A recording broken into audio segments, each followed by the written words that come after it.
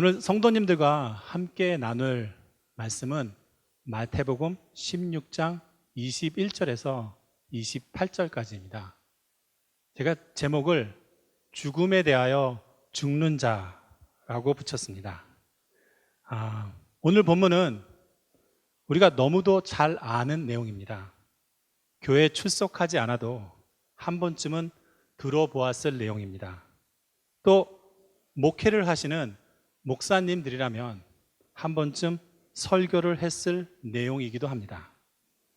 제가 준비한 내용이 그것들과 다른 내용도 아닙니다.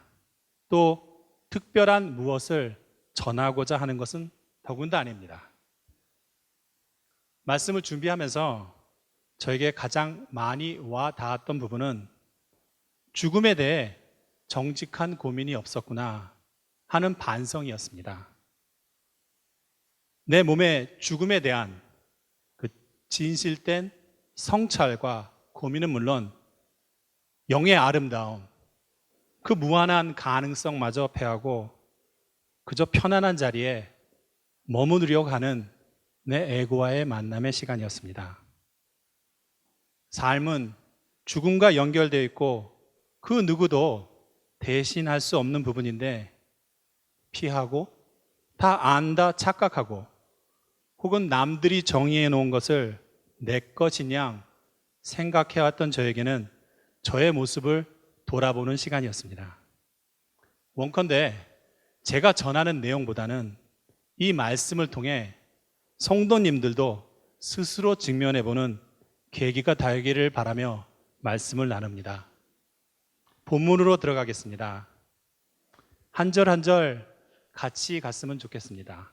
21절을 제가 읽겠습니다.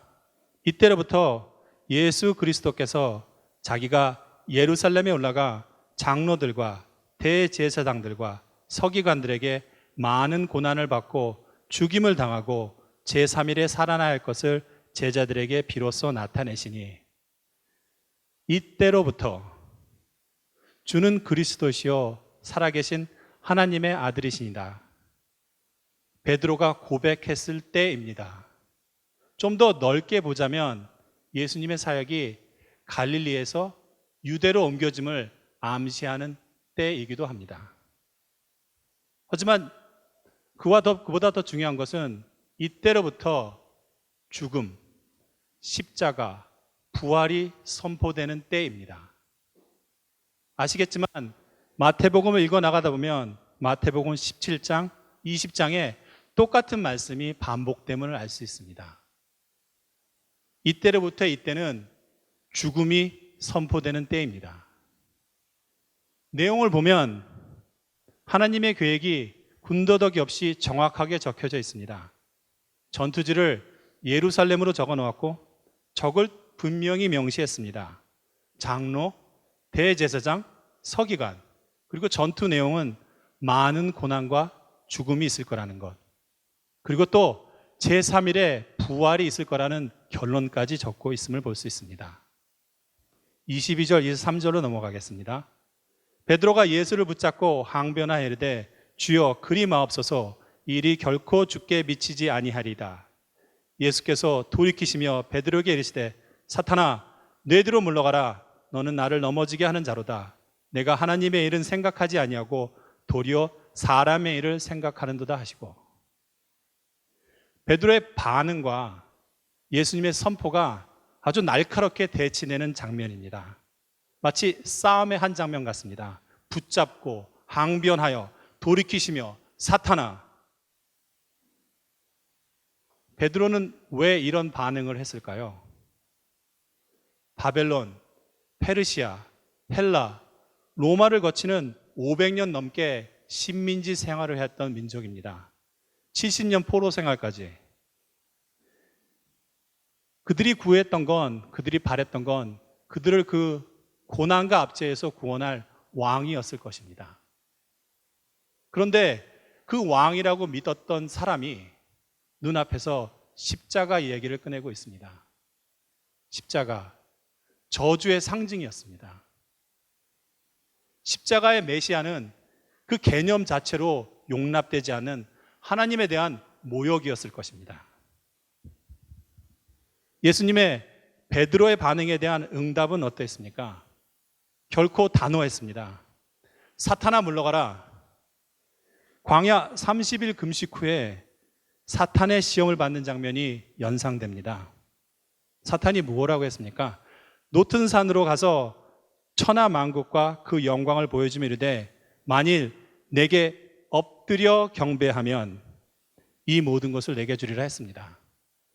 이때 예수님께서 오늘 본문에 나온 말씀과 똑같은 말씀을 하셨습니다. 사탄아 물러가라. 엎드리기만 하면 왕이라 불림을 받는 유혹, 쉽고 아무런 고통 없이 희생 없이 받을 수 있는 왕의 자리의 유혹을 단호하게 거절하셨습니다. 십자가를 통하지 않고는 길이 없음을 분명히 하십니다. 수용과 회피의 선택입니다. 유대인들이 2000년 넘게 종교로 피해온 길이 십자가의 길입니다. 죽음과 심판을 직면하는 일은 힘든 일인 것입니다. 24절로 가겠습니다. 이에 예수께서 제자들에게 이르시되 누구든지 나를 따라오려거든 자기를 부인하고 자기 십자가를 지고 나를 따를 것이다. 정말로 원하면입니다. 정말로 원하면. 다들 경험해 보셨겠지만 정말로 원해서 하는 행동은 남을 신경 쓰지 않습니다. 정말로 원하면 그쪽으로 나의 모든 것이 집중합니다. 내 중심의 willingness의 문제인 것 같습니다. 남한테 어떻게 보여주는 문제가 아닌 나의 중심의 willingness의 문제입니다. 중심에 willingness가 있으면 나로 당당할 수 있고 자유할 수 있습니다. 사도 바울이 로마로 압송되기 전에 결박된 몸으로, 죄인된 몸으로 아그리빠 왕하고 총독과 관료들 앞에서 선포했던 말 기억하십니까? 내 말을 듣는 모든 사람도 결박된 것 외에는 나와 같이 되길 하나님께 원하나이다. 중심의 원함과 행함이 있는 사람의 선포입니다. 부럽습니다. 하나님 나라로 가는 길은 중심의 원함과 더불어 두 가지를 더 요구하십니다. 첫째, 자기를 부인하라 하십니다. 부인이라는 말, denying himself, 히브리어는 아파르네오마이라고 합니다. 분리, 부정, 고립이란 뜻으로 어떤 성격을 버리거나 아닌 스스로 고립시킨다는 뜻이 아니라 자기 중시적 관점에서 자유한 상태. 더 쉽게 얘기하자면 에고에 붙들림 받지 않는 상태를 의미합니다. 내가 내 에고가 아닌 더 높은 가치에 붙들린 상태를 부인이라 합니다. 내가 지켜왔던 나, 끊임없이 욕심내며 두려워하며 나만 살겠다고 바둥거리는 생존만을 위한 삶을 부인하는 것. 이 부인 없이는 새로워질 수 없는 것입니다. 이것을 죽음이라고 합니다. 이 죽음에 죽어야만 살 수 있는 것입니다. 아시겠지만 베드로는 후에 주를 3번 부인합니다. 나를 부인하든지 주를 부인하든지 둘 중에 하나입니다. 고린도후서 10장 5절 6절을 읽습니다. 모든 이론을 무너뜨리며 하나님 아는 것을 대적하여 높아진 것을 다 무너뜨리고 모든 생각을 사로잡아 그리스도에게 복종하게 하니 너희의 복종이 온전하게 될 때에 모든 복종하지 않는 것을 벌하려고 준비 중에 있노라. 둘째, 자기 십자가를 지라고 하십니다. 죽음입니다. 매달려 있는 시간은 다를 뿐이지 결과는 죽음입니다.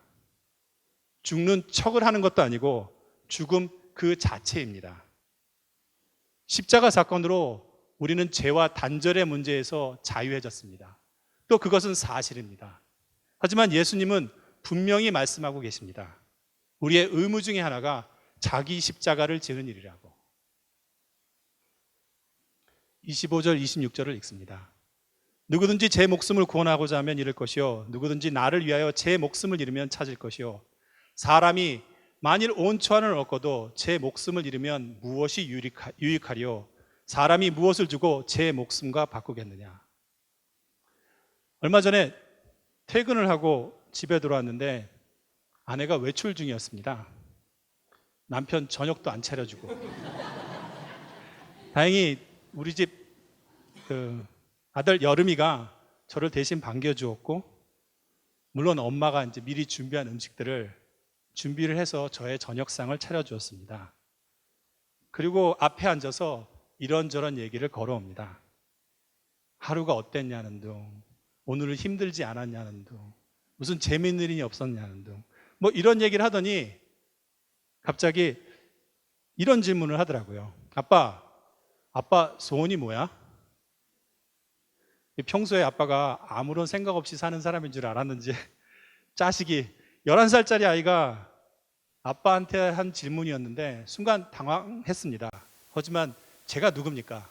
그 당황함을 무릅쓰고 또 재치 있게 대답을 하지 않았겠습니까?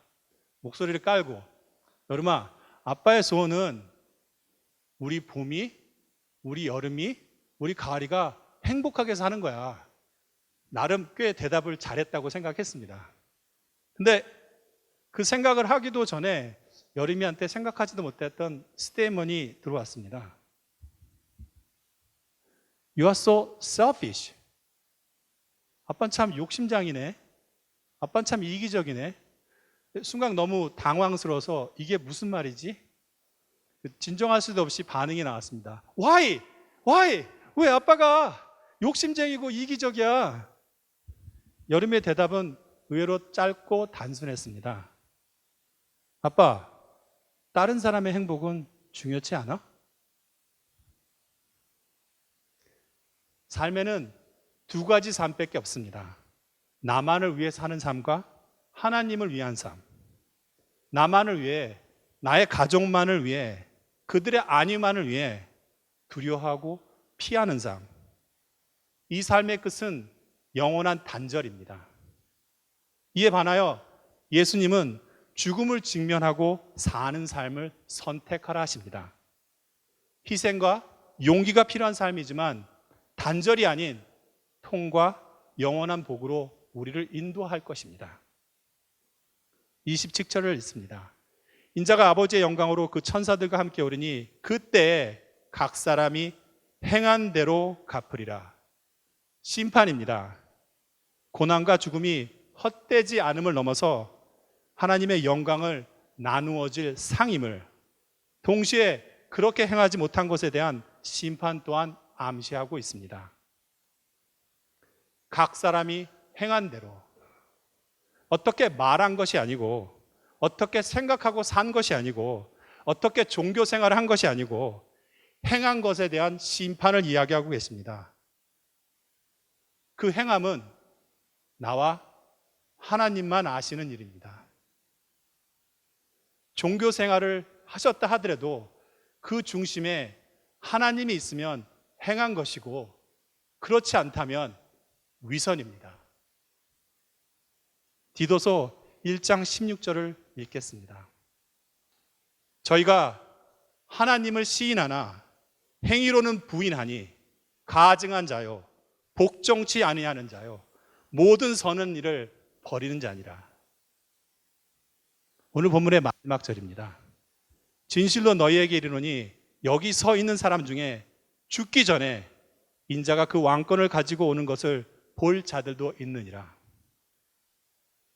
예수 그리스도가 왕인 백성들이 일어나는 것을 뜻합니다. 그렇다면 예수님이 그 왕권이 공개적으로 나타난 것은 무엇일까요? 여러분들입니다. 여러분들은 주를 왕으로 모시고 계십니다. 교회입니다. 오늘 본문과 더불어 성도님들과 함께 나누고 싶은 이야기는 죽음입니다. 어쩌면 우리가 가장 피하는 이야기인지도 모르겠습니다. 죽음의 허상, 성경에서의 죽음, 그리고 우리가 가야 할 길에 대해서 나누도록 하겠습니다. 우리는 죽음에 대해서 알지 못합니다. 그냥 막연히 두려워할 뿐이죠. 그것이 몸의 죽음이든 영의 죽음이든 피하고 맙니다. 여름이 가을이한테 제가 물어봤습니다. 죽음하면 무슨 생각이 나니? 무슨 말이 떠올라? 막 부정적인 표현들이 쏟아졌습니다. 슬프다, 아프다, 끝이다, 다시 못 본다, 검정색. 뭐 아이들 뿐이겠습니까? 저희들도 마찬가지 아닌가요? 이렇듯 우리에게 죽음은 부정적이고 두렵고 생각하고 싶지 않은 단어입니다. 왜 그럴까요? 많은 것에서 이유를 찾을 수 있겠지만 이렇게 부정적으로만 볼 수밖에 없는 그 이유 중에 하나를 우리가 살고 있는 자본주의 사회에서 찾을 수 있을 것 같습니다. 제가 한국을 얼마 전에 방문했었습니다. 자그마치 25년 만에 방문이었습니다. 저의 모국이었는데 불구하고 전혀 다른 나라에 간 것 같은 느낌이었습니다.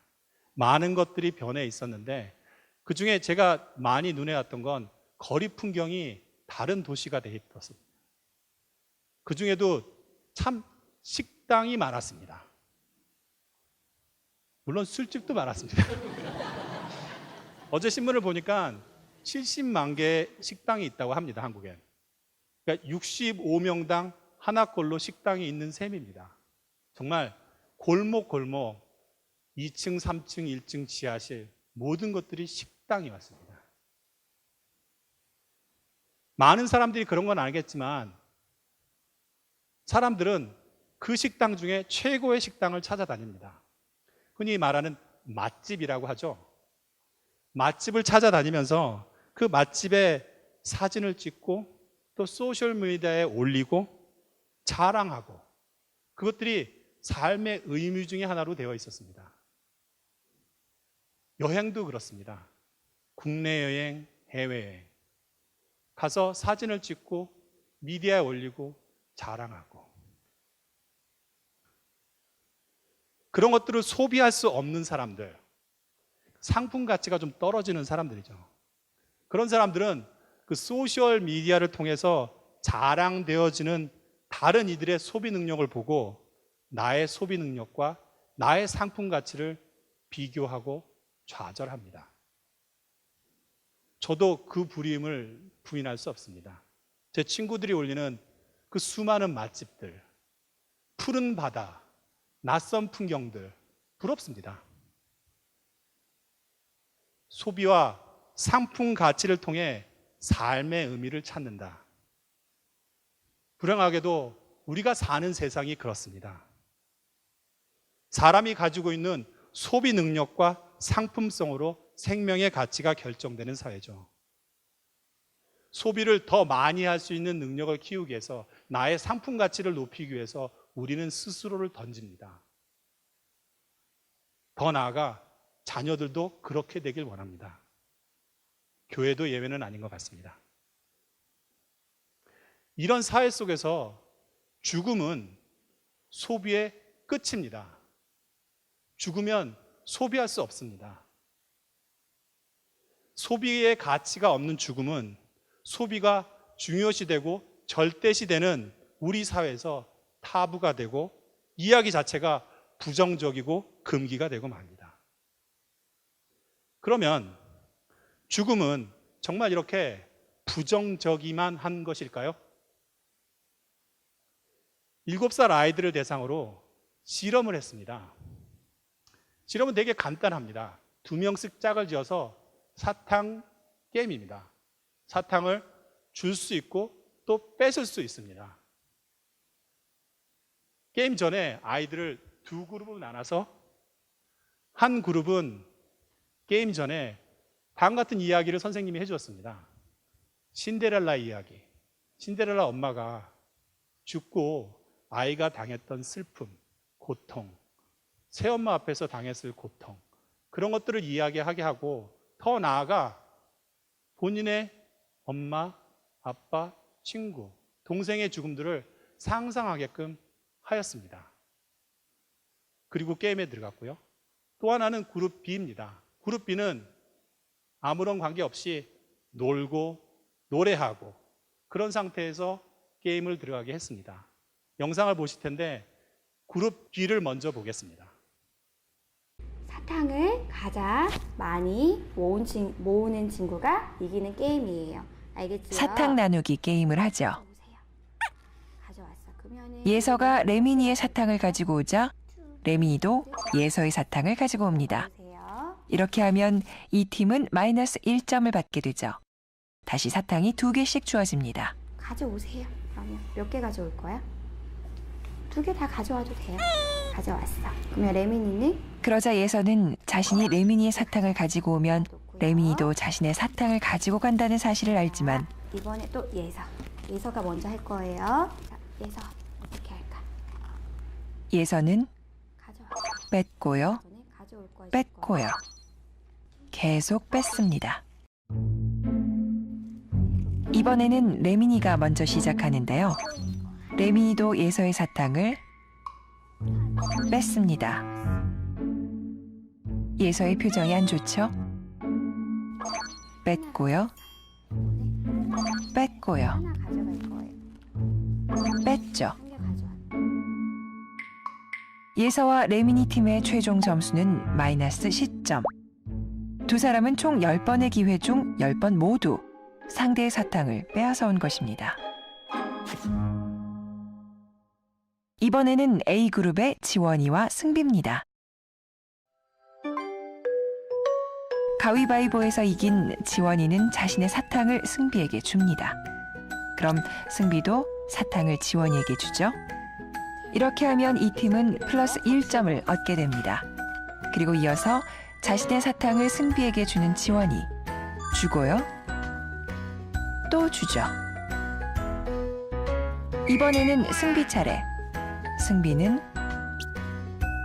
사탕을 줍니다. 주고요. 주고요. 잠시 고민하지만 주고요. 줍니다. 이 팀의 총점은 플러스 10점.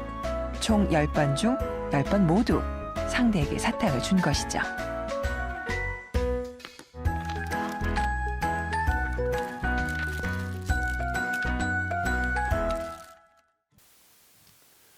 청소년과 어른들을 대상으로 한 비슷한 실험에도 똑같은 나왔습니다. 자기가 죽는다 가정을 하고 유서를 영상 메시지로 녹화를 했습니다. 그 녹화를 한 그룹 A와 그냥 평소와 다르게 일상생활을 하다가 게임에 참여한 그룹 B, 어른들의 그룹인데도 불구하고 아이들처럼 많은 차이가 났습니다.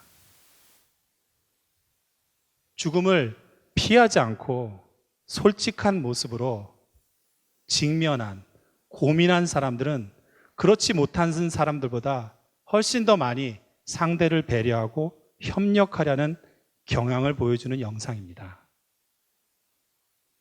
평생 거짓으로 살았어도 죽음 앞에서는 진실해지는 것이 인간입니다. 간단한 실험을 통해서 확인한 것처럼 죽음은 부정적인 면만을 가지고 있지 않습니다. 현상의 거짓은 직면하면 드러나는 것입니다. 그러면 성경에서 말하는 죽음은 무엇인지 같이 한번 보겠습니다. 성경은 육신이 죽는 걸 죽음이라고 하지 않습니다. 성경 전체의 죽음은 생명의 주권 문제입니다. 우리에게는 잘못된 시작이 있었습니다. 선악을 알게 하는 실과를 먹을 때는 정령 죽으리라. 생명 주권이 하나님께 있는데 선악과를 먹은 후 나를 중심으로 선과 악을 판단하기 시작했고 내 중심으로 좋고 나쁨을 정하고 진리와는 아무런 없던 것들로 선악이 이루어졌습니다. 즉 정령 죽으리라의 죽음은 생명 주권을 내가 가지고 생명 근원이신 하나님과의 관계를 단절했다는 뜻으로 이해될 수 있을 것 같습니다. 더 쉽게 얘기하자면 하나님께 등을 돌리는 것이 죽음이라는 뜻입니다. 주와 하나 되어서 주의 주권 아래 내가 죽으면 사는 것이고 그렇지 못하고 주와 단절되어 내가 나의 주권으로 살면 죽음이라는 것이죠. 우리 스스로의 가치관에 의해서 결정해야 될 문제입니다. 우리에게 선택권을 주셨으니까요. 우리는 어떤 선택을 해야 할까요? 세 가지를 이야기하려고 합니다. 첫째, choose death. 다 같이 죽자는 이야기는 아닙니다.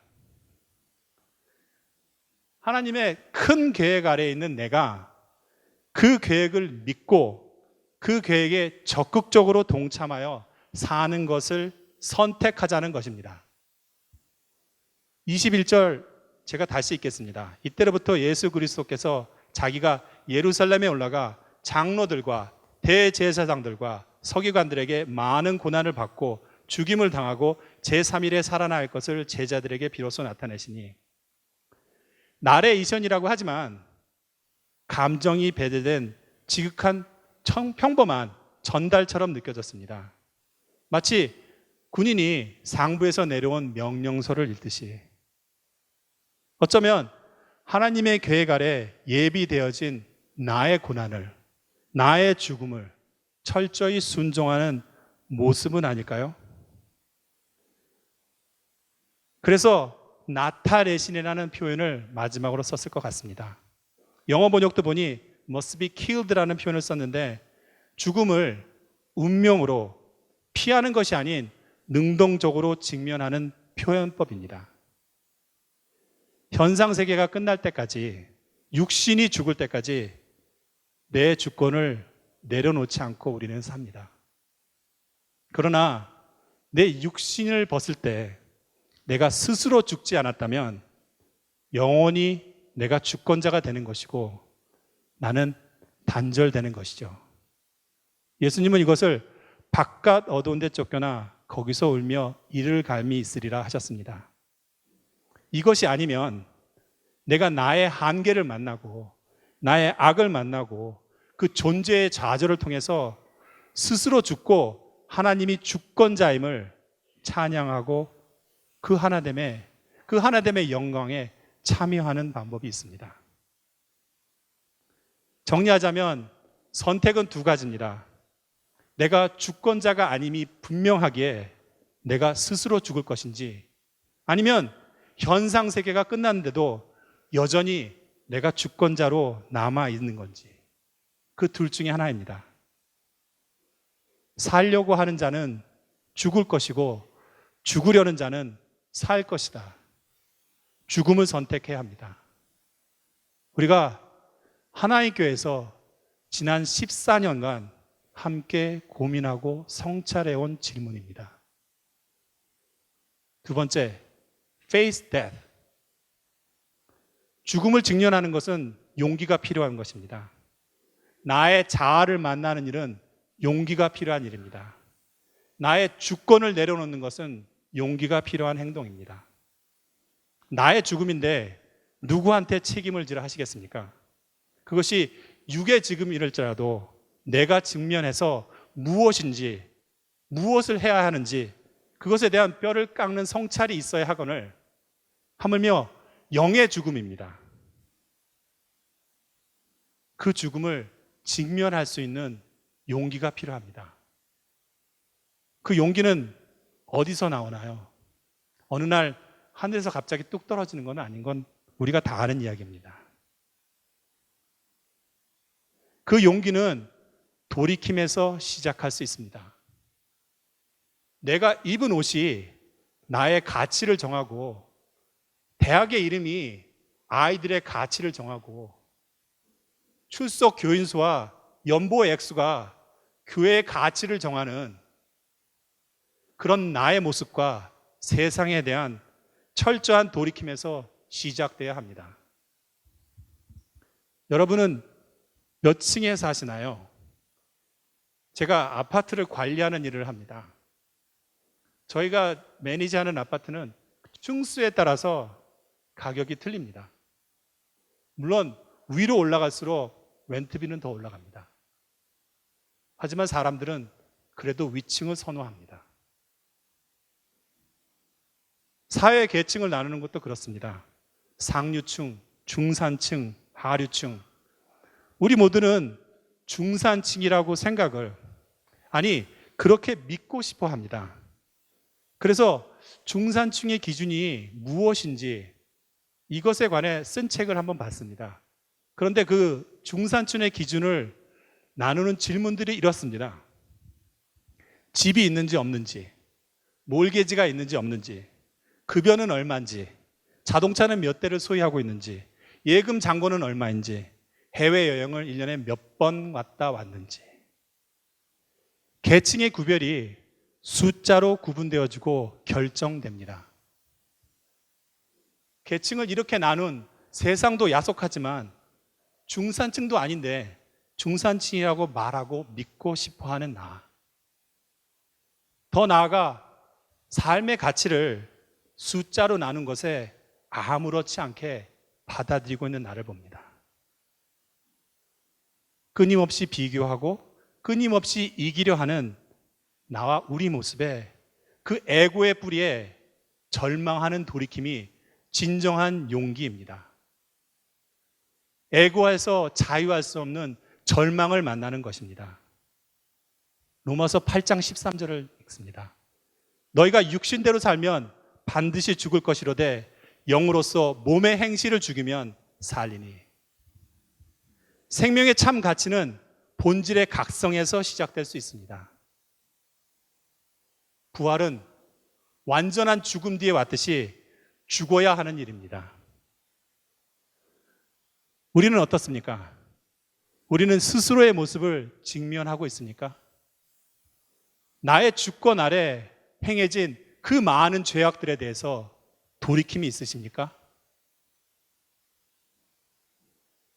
이 또한 우리 하나님교회에서 지난 14년 동안 함께 고민하고 성찰해 본 질문입니다. 마지막입니다.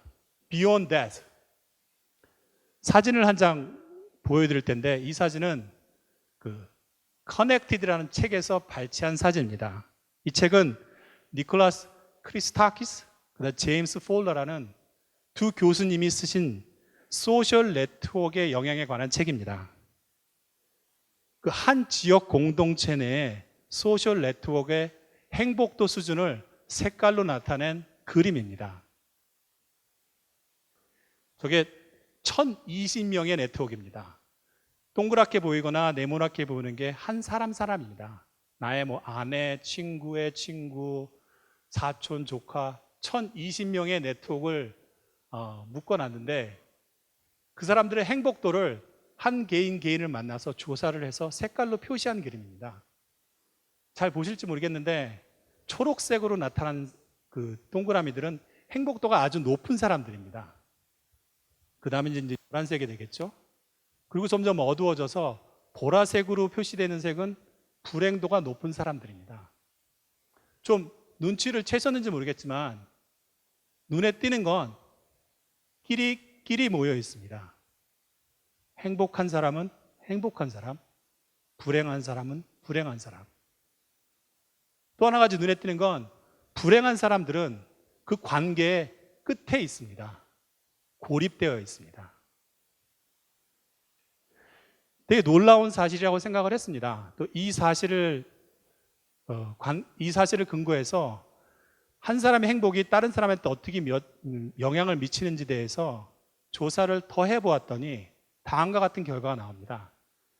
내가 행복했을 때 나의 친구가 행복할 확률은 15%나 된다고 합니다.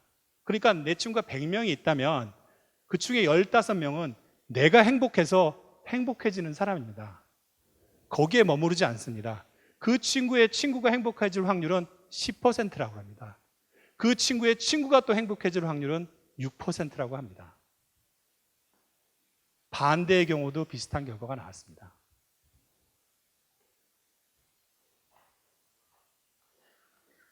우리가 모두 연결되어 있다는 것을 본 사람은, 하나님이 그 뿌리에 있음을 본 사람은, 하나됨을 만난 사람은 스스로의 모습을 정직하게 가꿉니다. 그 연결이 복이 됨을 알고 그 연결에 책임을 지고 싶어 하기 때문입니다. 이것이 생명의 삶입니다. 저는 이 그림을 보면서 하나님 교회가 떠올랐습니다. 지난주가 14번째 창립 기념일이었습니다. 한때는 예배에 앉을 자리가 없어서 자리를 찾아가며 예배를 드려야 할 때도 있었습니다. 한때는요. 예배 후 친교 시간이면 학교의 배식 시간을 연상할 정도로 복잡했었습니다. 한때는요. 지금은 주위를 둘러보면 자리가 넉넉하시죠? 가방도 올려놓으시고 비좁지도 않고 비어있는 자리를 보면서 걱정이 되기도 했고 안타깝기도 했습니다. 2016년, 2017년 말씀 만나기를 하면서 빈자리는 더욱더 늘어났습니다. 감히 인도자 탓도 좀 해보고 나의 나됨인지 남됨인지 때문에 혼란스러우기도 해보고 또 긴 설교에 잠도 자보고 그런데 지금은 이 길이 맞다 싶습니다. 떠난 성도가 잘못했고 남아있는 성도가 옳다는 것은 물론 아닙니다. 내가 나됨으로 거듭났다 이런 얘기하는 건 전혀 아닙니다. 지난 시간 동안 하나님 교회 안에서 선포되어진 말씀들을 따라오면서 없었던 봄이 생겼습니다. 영안이 떠진 것도 아니고 신비한 세계가 열렸다는 그거 말씀드리는 건 더욱도 아닙니다. 그러나 내가 행한 나의 모습이 에고에서 행한 것인지 아닌지 분별력이 아주 조금 생기는 것 같습니다. 멈출 수 있는 여유도 조금씩 생겼습니다. 말씀을 들음에 분별력도 조금씩 자라납니다. 그러나 정작 내게 보여주는 것은 여기 함께 있는 성도님들입니다. 성도님들이 보이기 시작합니다. 내가 결코 잘해서가 아니고 여기 있는 성도님들 한 분 한 분을 보며 닮아가는 것 같습니다. 서로의 모습을 가감 없이 그대로 바라주고 또 위로하며 말씀을 따라가는 여정에 서로 힘이 되어준 성도님들, 한 성도 한 성도가 교회가 되는 모습을 보면서 나도 교회가 되고 싶다는 바람이 생깁니다. 우리는 여전히 친교 준비를 하다가 오고 간 말 한마디에 마음이 아파지기도 합니다. 교회 안을 오가며 인사 안 하고 눈 안 마주쳤다고 마음이 힘들기도 합니다. 회의실에서 나는 의견 다름에 에고의 불을 지피기도 합니다. 섬김의 자리에서 환경과 조건이 안 좋다고 낙담하며 좌절하기도 합니다. 이런저런 소소한 일들로 살아서 펄펄 뛰었을 법한데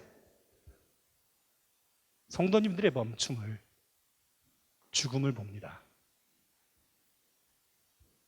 성도님들의 죽음의 자리를 봅니다.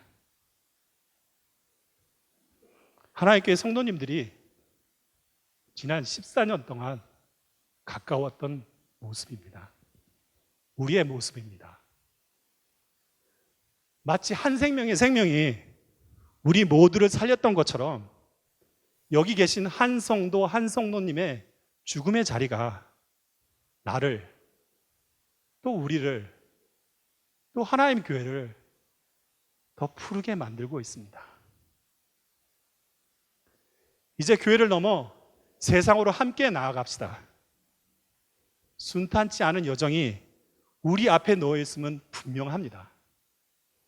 광야의 시간이 우리 앞에 있습니다. 새벽송회를 통해서 심어진 말씀의 씨앗은 온실이 아닌 광야에서 피는 생명이 될 것입니다. 하지만 우리가 가야 할 길도 좀 더 선명해지지 않았습니까? 우리한텐 말씀이 있기 때문입니다. 시행착오가 우리를 절망케 할 것입니다. 하지만 그 안에서 우리는 배우고 성장할 것입니다. 내가 나를, 너를, 우리를 외면하지 않는다면요. 죽음에 대해서 죽는 자만이 진정으로 살 수 있음을 잊지 맙시다. 말씀을 가지고 함께 기도합니다.